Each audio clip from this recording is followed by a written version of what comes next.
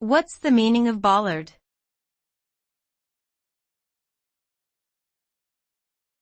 Bollard.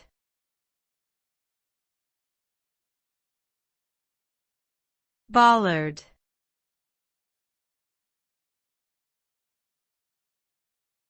Bollard.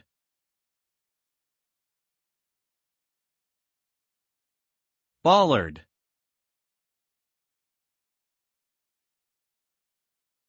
A bollard is a short vertical post or pillar used to control or direct traffic.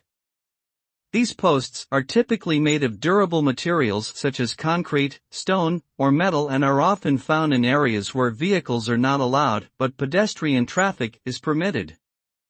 Bollards are used to protect buildings, pedestrians, and other structures from collision damage caused by vehicles.